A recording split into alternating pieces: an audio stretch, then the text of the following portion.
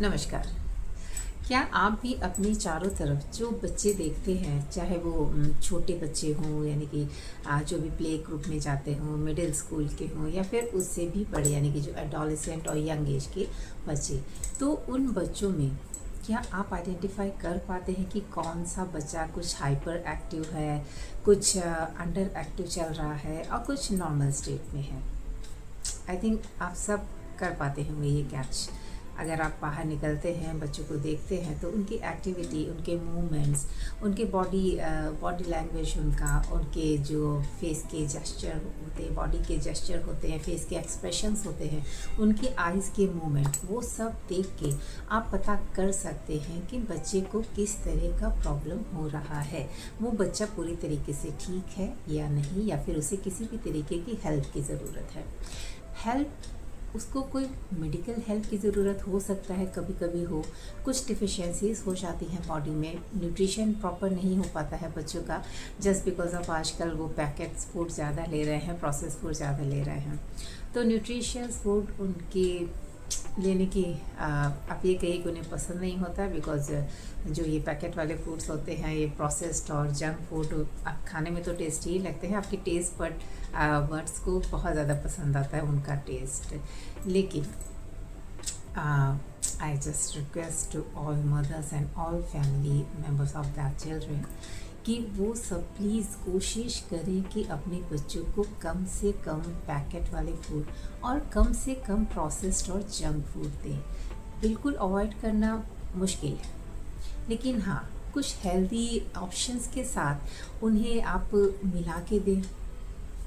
Okay, जैसे कि कुछ फ्रूट्स आप दें उन्हें। देखिए, फ्रूट्स अगर खाओगे तो आपको ये रीइंफोर्समेंट के यानी कि इनाम के तौर पे कुछ एक छोटा सा यानी कि स्मॉल पोर्शन में उनका फेवरेट आइटम आप दे सकते हैं। इससे कुछ हेल्दी थिंग्स वो लेना स्टार्ट करेंगे एटलीस्ट। तो वो जो नुकसान हो रहा है उन फूड से, एटलीस्ट कुछ हेल्दी फूड लेने की वजह से वो एटलीस्ट बैलेंस तो होगा। और धीरे धीरे ये जो बैलेंसिंग आएगी ना, आपका बच्चा, आप खुद देखेंगे धीरे धीरे वो हेल्दी ऑप्शंस की तरफ जाना स्टार्ट कर देगा। लेकिन हाँ, इसका मतलब ये नहीं है कि आप जंक फूड और प्रोसेस फूड खाएं और बच्चों को हेल्दी खाने की सलाह दें, बिल्कुल नहीं। पूरा घर फॉलो करे अगर ये हैबिट, तो आपके बच्चे में भी ऑटोमेटिकली ये हैबिट आ जाएगी। थोड़ा थोड़ा आएगी, हो सकता है कि कभी कभी ज़िद करे, बच्चे हैं, फ्रेंड्स के साथ रहते हैं, अब हर घर में कैसा है ये तो बता पाना मुश्किल है, लेकिन कोशिश करें कि बच्चों को हेल्दी ऑप्शन के बारे में समझाएं और उन्हें वही दें। कैसे समझा सकते हैं? कुछ विजुअल्स के थ्रू समझा सकते हैं, कुछ स्टोरीज़ के थ्रू समझा सकते हैं। टीवी और फ़ोन अक्सर वो देखते हैं, तो कुछ ऐसा कंटेंट उन्हें दिखाइए ताकि वो खुद से समझ पाए। बिकॉज दूसरा कोई जब प्रवचन या ज्ञान देता है तो हम उसको उतना फॉलो नहीं करते जब तक हम उसे खुद से समझ के अपने अंदर इंडल्ज नहीं करा लेते हैं। तो बच्चों में भी सेम यही टेक्निक होती है। तो सिंपल प्रवचन दे के सिर्फ हम डू एंड डोंट करके उन्हें नहीं समझा सकते हैं। हमारे टाइम में होता था कि हमें जैसा बोल दिया गया तो हम लोग कर लेते थे, इतना क्वेश्चनिंग नहीं था माइंड में, और इतने ऑप्शंस भी नहीं हुआ करते थे हमारे फूड के, तो हम लोग ऑटोमेटिकली हेल्दी फूड में ही रहते थे। शुरू से ही वही घर का खाना मिलता था, बिकॉज बाहर का कुछ ऐसा होता ही नहीं था, प्रोसेस फूड तब होते ही नहीं थे। प्रोसेस फूड के नाम पे हमें सिर्फ मिलती थी ब्रेड। तो कैट्स ओके, अभी भी तो ब्रेड के बहुत सारे ऑप्शंस आ गए हैं, तो बच्चों को दीजिए, लेकिन कुछ ऐसा जो उनकी हेल्थ के लिए नुकसानदायक ना हो। ये तो मैंने डाइट की बात कर ली कि बिकॉज आपका गट, ठीक है, ये सबको पता है, हमारा गट और ब्रेन, जो गट ब्रेन जो एक्सेस होता है, यानी कि हमारा ब्रेन और गट आपस में कनेक्टेड होते हैं। कायदे से देखा जाए तो तीन, हमारा ब्रेन, हमारा हार्ट और हमारा गट, ये तीनों आपस में कनेक्टेड है। सब में हमारे जो न्यूरॉन्स होते हैं ना, सब में कुछ कुछ परसेंटेज न्यूरॉन्स के होते हैं। तो ये एक एक्सेस फॉर्म होता है, और इस एक्सेस के थ्रू ये तीनों पोर्शन 1 2 3 ये सब एक लाइन में होते हैं और एक दूसरे को इन्फ्लुएंस करते हैं।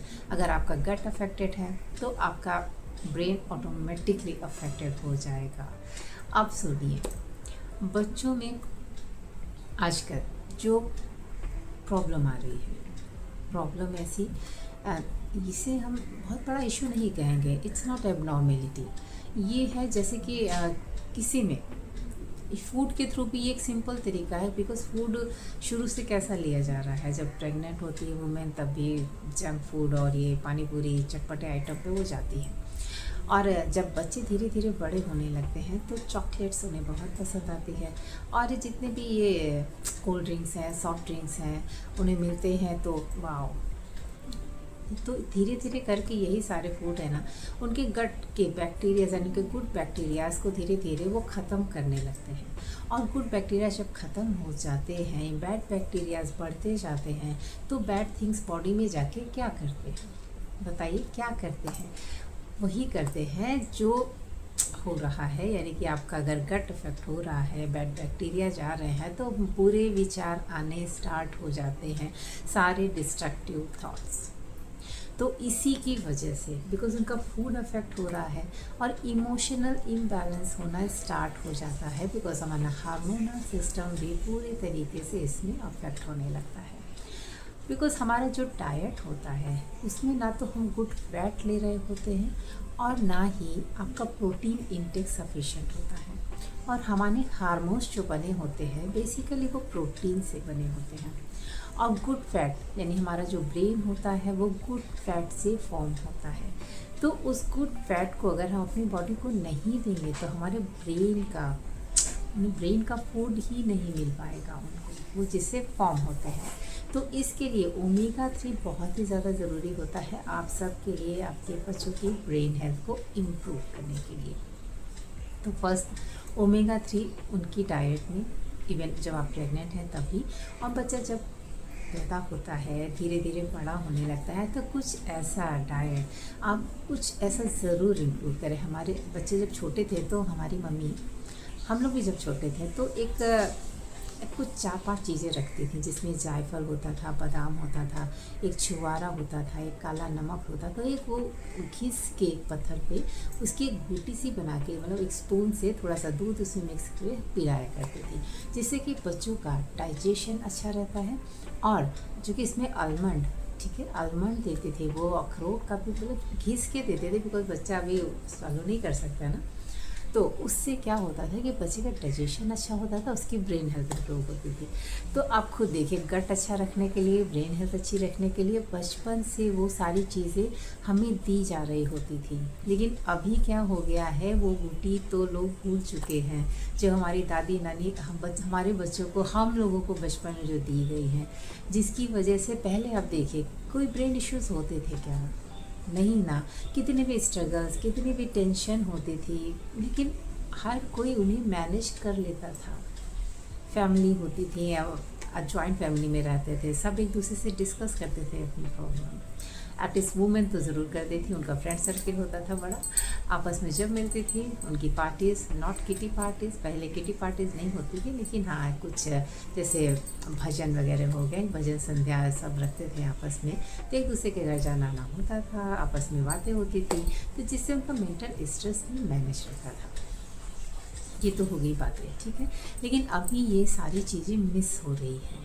तो ये जो गैप आ रहा है, इसी गैप की वजह से जो हमारे बच्चे हैं, जो अभी आप देखेंगे स्कूल में कुछ बच्चे क्लास में आपको इतने एक्टिव मिलेंगे कि उनको कितना आप करा लें उनसे, और वो कितना और भी कर सकते हैं, और उन्हीं के चलते कुछ एवरेज मिलेंगे आपको, ठीक है, ना ज़्यादा ना कम।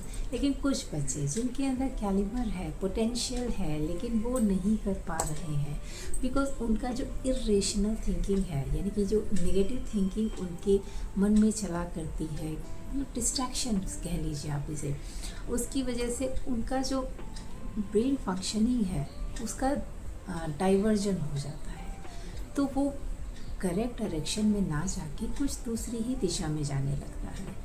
ऐसे ADHD का प्रॉब्लम आपने सुना होगा, आजकल बहुत बच्चों में देखा जा रहा है।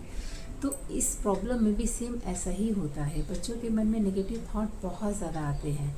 अभी जैसे कि क्लास में आप देख लीजिए, कुछ बच्चे आपस में हैं, ठीक है, एक बात किसी से बोली तो दूसरे बच्चे ने उसको पॉजिटिव वे में लिया, लेकिन अभी ये जो बच्चे होंगे जो कुछ ज़्यादा ही नेगेटिव थिंकिंग में रहते हैं, यानी कि इरेशनल थॉट्स बहुत ज़्यादा होते हैं, तो सिंपल बात को भी वो दिल से लगाएंगे और उसको पकड़ के बैठ जाते हैं। तो उसकी वजह से क्या होता है ना कि उनकी बॉडी का, बिकॉज अब स्ट्रेस में आ चुके होते हैं वो, उनकी बॉडी का flight and fight mode on हो जाता है, जिसकी वजह से ना तो उनकी इम्यूनिटी वीक होने लगती है, उनका डाइजेशन बिगड़ने लगता है, उनकी ब्रेन हेल्थ अफेक्ट होती है, उनका फोकस बिगड़ता है, उनकी मेमोरी कम होने लगती है, और बात बात पे उन्हें गुस्सा आने लगता है, किसी की बात सुनना वो पसंद नहीं करते हैं, बस वही चाहते हैं जो वो करना चाहते हैं, उन्हें सिर्फ वही चाहिए होता है। तो ये सारी जो प्रॉब्लम्स आ रही हैं, कहीं ना कहीं रिस्पॉन्सिबिलिटी पेरेंट्स की भी है, हमारे सोसाइटी की भी है, और हमारा जो स्कूल कल्चर है। हाँ, माना कि स्कूल्स बहुत ध्यान दे रहे हैं, लेकिन कहीं ना कहीं ये बच्चे मिस हो रहे हैं, उनसे वो ध्यान नहीं दे पा रहे हैं, और ज़्यादा कुछ होता है तो उन्हीं बच्चों को जगह जगह पे, चाहे वो फैमिली में हो, पेरेंट्स कहेंगे ये करता नहीं है, टीचर्स कंप्लेन करेंगे, और भी जो बच्चे उन्हें परेशान करते हैं, जिनकी बात सुन के वो ट्रिगर होते हैं, तो वो बच्चे भी कंप्लेन करेंगे टीचर को, और ये बात आगे तक जाती है। स्कूल में काफ़ी सारे लेवल्स होते हैं, तो कहीं ना कहीं ये सब बातें बच्चे के मन को बहुत ही ज़्यादा अंदर तक टच करती हैं, और इन बातों के चलते वो बच्चा फुल टाइम फिर स्ट्रेस्ड। तो आप खुद सोचिए, जब बच्चा इतना स्ट्रेस में रह रहा है तो उसके जितने भी एक्टिविटी हैं, उसके जितने भी हीलिंग प्रोसेस हैं बॉडी के, वो कैसे पॉसिबल है? आप खुद सोचिए, पॉसिबल है क्या? नहीं, बिल्कुल नहीं। इसी वजह से हो रहा है कि ये जो बच्चे हैं, इनका स्ट्रेस लेवल इतना बढ़ता जा रहा है, इनके जो बॉडी के जॉइंट्स हैं उनमें इतनी रिजिडिटी आ जाती है, फ्लेक्सिबिलिटी ख़त्म होने लगती है बॉडी की, बिकॉज वहाँ स्ट्रेस स्टोर होना स्टार्ट हो जाता है। वो अपनी बात किसी को बोल नहीं पाते हैं, बिकॉज उन्हें लगता है कि हर कोई उन्हें सिर्फ समझाएगा, उनकी बात कोई सुनेगा नहीं। जस्ट हम लोग इम्पोज करने लगते हैं उनके ऊपर, उनकी बात सुनते नहीं है, तो और वो अपनी बात बोल भी नहीं पाते हैं। सबसे बड़ी चीज़ ये होती है कि एक्सप्रेस नहीं कर पाते हैं, और यही उनका सबसे ज़्यादा वीक पॉइंट होता है कि वो अपनी बातों को एक्सप्रेस नहीं कर पाते हैं। उन्हें सिर्फ ये लगता है कि उनकी बात कोई नहीं सुनेगा, उन्हें कोई नहीं समझेगा। तो इट्स टाइम, प्लीज़ पेरेंट्स और जितने भी टीचर्स हैं, अगर आप टीचर हैं, स्कूल में टीचर हैं, किसी ऐसी पोजीशन पे हैं, किसी अथॉरिटी पोजीशन पे हैं, तो प्लीज़ उन बच्चों के बारे में सोचिए, उन्हें आइडेंटिफाई करिए और उनकी हेल्प करिए, बिकॉज उन्हें आपकी हेल्प की ज़रूरत है, आपके पनिशमेंट की नहीं। पनिश करना इज ईजी, लेकिन उन्हें बहुत ज़्यादा हेल्प की ज़रूरत है आपकी। उन्हें समझिए, उन्हें जानिए, उनकी बातें सुनिए, और उन्हें इतना विश्वास दिलाइए कि आप हैं उनके लिए, उनकी मदद के लिए हमेशा है। उनके खाने पीने का पूरा ध्यान रखिए, उनके इमोशनल लेवल को बैलेंस करने के लिए कुछ एक्टिविटी क्लासेस जो उन्हें पसंद हो उसमें उन्हें डालिए, और उनसे बातें सिर्फ आप पॉजिटिव वे में करिए, सिर्फ पॉजिटिव वे में। तो धीरे धीरे आप खुद देखेंगे कितना इम्प्रूवमेंट आना स्टार्ट हो जाता है। ऐसे बच्चों को सिर्फ आपके प्यार, आपके सपोर्ट की ज़रूरत है, बाकी वो खुद कैपेबल हैं सब कुछ करने के लिए, बिकॉज उनमें कोई कमी होती ही नहीं है, कुछ भी कमी नहीं होती है। जस्ट उन्हें सिर्फ बिलीव दिलाना होता है कि they are normal, they are not abnormal. जिन्हें हम एबनॉर्मल कैटेगरी में स्कूल डिक्लेयर कर देता है, they are not able to do like normal children. तो I just request all of you, please ऐसे बच्चों की हेल्प करिए, उन्हें बहुत ज़्यादा हेल्प की ज़रूरत है आपकी। उनको समझिए, उनको जानिए, उनकी बातों को सुनिए। अगर आप ऐसा करते हैं तो मेरे लिए बहुत ही ज़्यादा खुशी की बात होगी, बिकॉज़ मैं भी यही कर रही हूँ। ऐसे बच्चों को, उनका पूरा फ्यूचर है अभी आगे, ज़रा सी बातों को, बिकॉज़ वो समझते नहीं हैं, मासूम होते हैं बच्चे। और ऐसे बच्चे, अगर आप सोचें कि इन्हें दुनियादारी पता है, इन्हें कुछ भी पता नहीं होता है, इनोसेंट होते हैं, बहुत ज़्यादा इनोसेंट होते हैं। तो आप प्लीज़ ऐसे बच्चों की हेल्प करिए। और जितने भी पेरेंट्स हैं, जितने भी फैमिली मेम्बर्स हैं, I just appeal and I just request कि बच्चों की डाइट का पूरा ध्यान रखिए। प्रोसेस फूड और जंक फूड उन्हें कम से कम दीजिए। ठीक है, री इन्फॉर्मेंस के थ्रू, यानी कि जैसे हम करते हैं ना कि आप ये काम करोगे तो आपको ये मिलेगा, जस्ट अ इनाम प्रोसेस, तो वैसा आप कर सकते हैं। तो उससे क्या, उनकी इच्छा भी पूरी होगी और आप भी अपना काम करा लेंगे। उनको काम कराना कैसे, डांट के, मार के और चिल्ला के बिल्कुल नहीं, प्यार से समझा के, बहुत ही पॉजिटिव वे में आप उन्हें कोई भी काम उनसे करा सकते हैं और वो बहुत अच्छा करेंगे। आप बिलीव, वो बहुत अच्छा कर सकते हैं। मैं तो यही कहूँगी कि क्लास में जितने बच्चे हैं शायद वो उन सब से ज़्यादा कैपेबल होते हैं।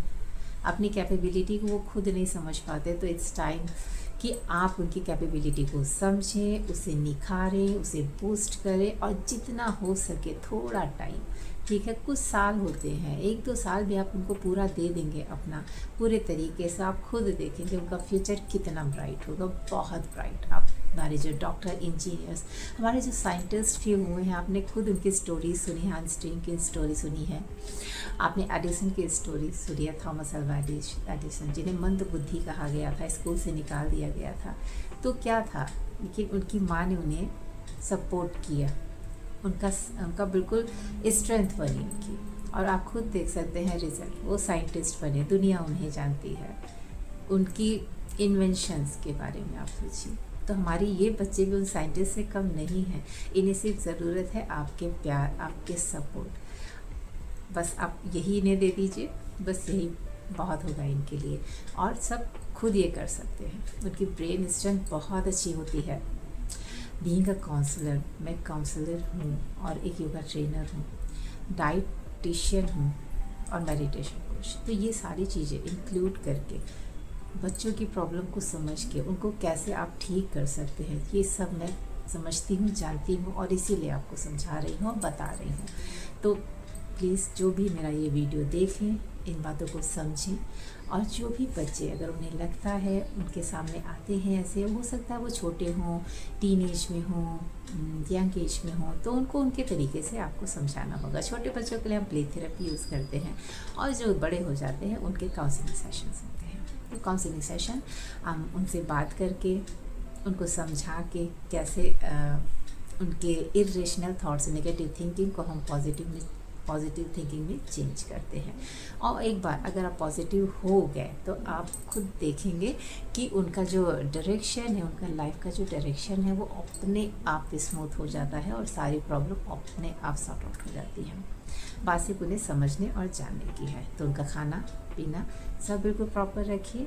उनसे नेगेटिव थॉट्स, उन्हें ज़ोर ज़बरदस्ती डांटना, डपटना, मारना बिल्कुल भी नहीं है आपको।